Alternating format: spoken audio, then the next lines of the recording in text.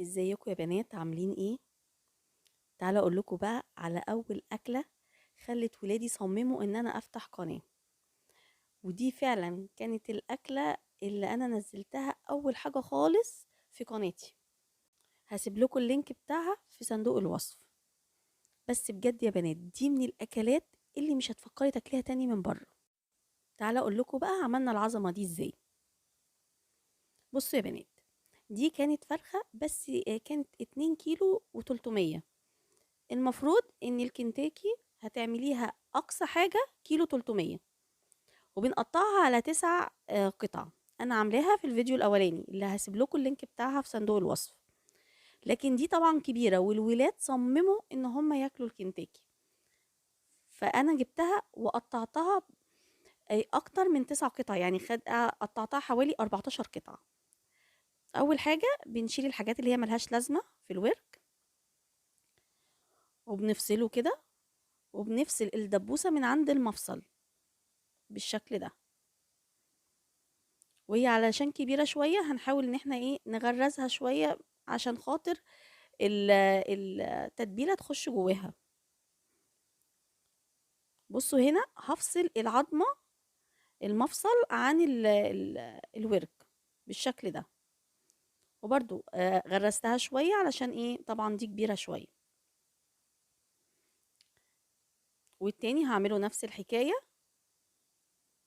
انتي بقى عايزة تفصلي حتة الورك الكبيرة دي شوية، لقيتيها كبيرة وعايزة تفصليها، افصليها. انا هفصل واحدة دلوقتي بالشكل ده، التانية مش هفصلها وهتستوي وهتبقى زي الفل.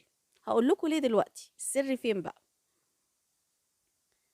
بصوا هنا انا هقطع الرقبة، طبعا مش هنرميها.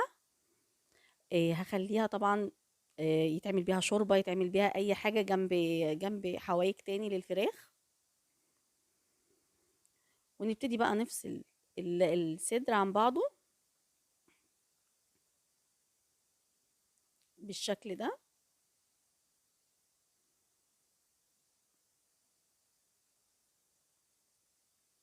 ونفصل الجناح يا بنات بحتة لحمة من الصدر اهو بالشكل ده.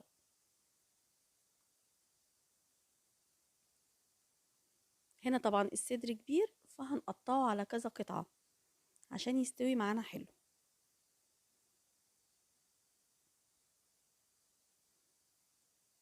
اهو بالشكل ده يا بنات.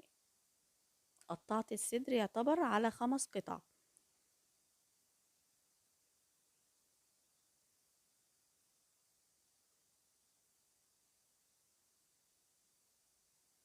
نقطع بقى الصدر التاني، برضو هفصل الجناح بحتة اللحمة، والضافر اللي بيبقى في الجناح بنشيله يا بنات.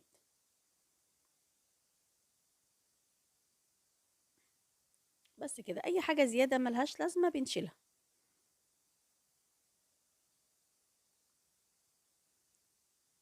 ممكن انت بقى تستغني عن كل ده وما تتعبيش نفسك وتخلي الراجل بتاع الفراخ يقطعها لك شيش، هتبقى بالشكل ده.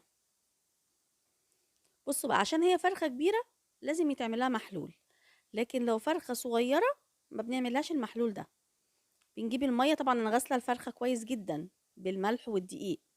بنجيب المية وبنحط فيها معلقة ملح ومعلقة سكر، وعصرت كده ليمونتين حلوين وحطيتهم بالقشر بتاعهم، وحطيت نص كوباية خل،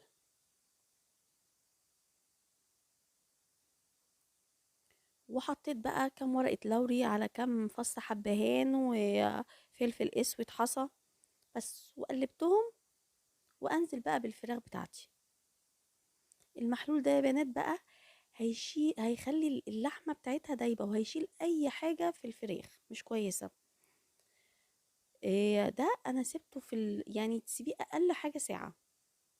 يعني انا سبته حوالي ساعة. اجهز بقى التتبيلة بتاعت الفراخ. مفيش اسهل منها. الفراخ الكنتاكي انا الولاد بيعشقوها سبايسي، فهي السبايسي ليها طريقة تاني غير العادية. السبايسي بيتحط من يعني 3 معالق شطة صغيرين. انا حطيت 4 يا بنات لان انا الولاد بيعشقوها سبايسي. وحطيت معلقة صغيرة توم باودر. انا التوم الباودر بتاعي مركز لان انا كنت عاملاه في البيت، فانتي لو التوم بتاعك مش مركز حطي معلقة كبيرة. وحطيت معلقة كبيرة ملح، بس كده. دي الخلطة، ودي عايزة اقول لكم ان هي من قلب المكان، دي الخلطة الأساسية. وحطيت عليهم كوباية مية، ولو عايزاها تبقى مشطشطة اكتر تخليها نص كوباية مية. كل ما بتقللي المية فيها كل ما بتبقى مشطشطة اكتر. وما تقلقوش يا بنات من كتر الشطة ديت، هي مش هتبقى مشطشطة زي ما احنا متخيلين يعني، بس برضو الشطة بتديها طعم تاني خالص يعني.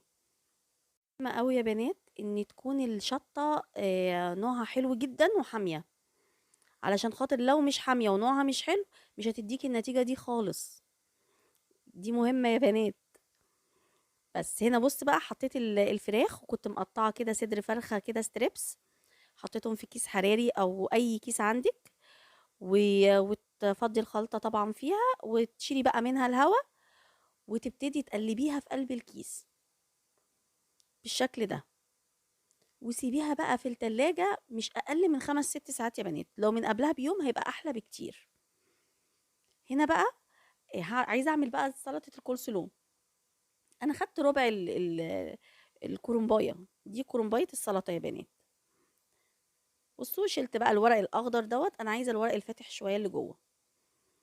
وبتقطعي بقى، عايزه تقطعيه في كبه براحتك، عايزه تقطعيه على ايدك براحتك. انا بقطعه اهو على ايدي بالشكل ده، قطع صغيره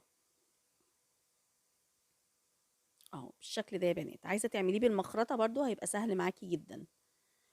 وابشر عليها جزرايه حلوه كبيره كده يا بنات، وبالشكل ده.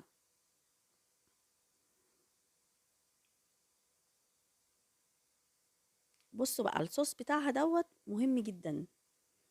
اول حاجه انا حطيت معلقتين كبار مايونيز، وحطيت معلقتين برضو سكر كبار، او معلقه عسل كبيره، وحطيت كوبايه لبن. قلبتهم بقى كويس جدا، بس دقتها حسيت ان هي لا، عايزه معلقه تاني مايونيز. حطيت معلقه تاني بالشكل ده، ونزلت بقى بالكرنبايه والجزريه اللي انا بشرتهم. بصوا يا بنات، في كنتاكي بيحطوا بصلايه صغننه جدا، بس انا بصراحة يعني لما بتقعد في التلاجة بتلاقيه طعمها اتغير، لكن كده بتبقى خفيفة على طول، فانا بحبها كده. لكن لو انت عايزة الاصلية بيتحط لها بصلاية صغننة قوي. بصوا بقى هنا الصوص بتاع الريزو. هنا حطيت معلقتين كبار كاتشب، ومعلقتين باربيكيو صوص، ومعلقتين صويا صوص. وهحط عليهم نص معلقة من الملح، ونص معلقة من التوم الباودر، والبصل الباودر، نص معلقة كله صغيرة يا بنات. وهحط عليهم نص كوباية مية، وولع عليهم النار بقى وهدي لغاية لما يتقل معايا خالص. هوريهولكوا دلوقتي.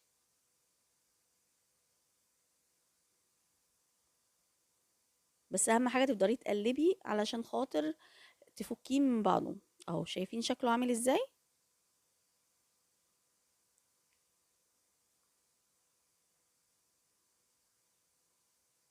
بس كده.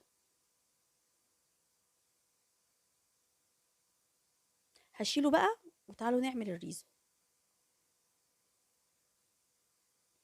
بصوا يا بنات، حطيت فنجان زيت، ونزلت ببصلاية صغننة جدا مقطعاها مكعبات، وفص توم برضو مقطعاه شرايح، ومكعب واحد بس مرقة. ده لكل كوباية رز. طبعا الوصفة الأساسية المرقة اللي فيها بتبقى أكتر من كده، بس احنا طبعا عشان عاملينها لولادنا فمش عايزين نكتر المرقة. حطيت مكعب واحد مرقة، يا دوبك بس المرقة تفك. ونزلت بقى بالتوابل بتاعتي، البهارات بتاعتي. حطيت رشة فلفل أسود، ورشه بابريكا، ورشه بهارات مشكله او السبع بهارات لو عندك.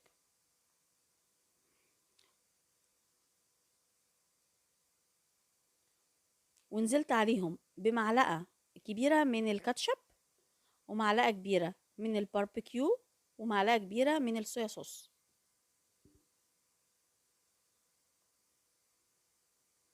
يعني كده يعتبر لكل كوبايه رز معلقه كبيره من الباربيكيو والكاتشب والصويا صوص. هنا بقى كان عندي شريحتين من الفراخ البانيه، قطعتهم وحطيتهم مع البصلايه، شوحتهم غيروا لون بس، ونزلت بكوبايه الرز المغسوله ومتصفيه كويس جدا. اقلبها بقى كده، اشمع الرزايه بالزيت بالشكل ده، اغلفها حلوه قوي.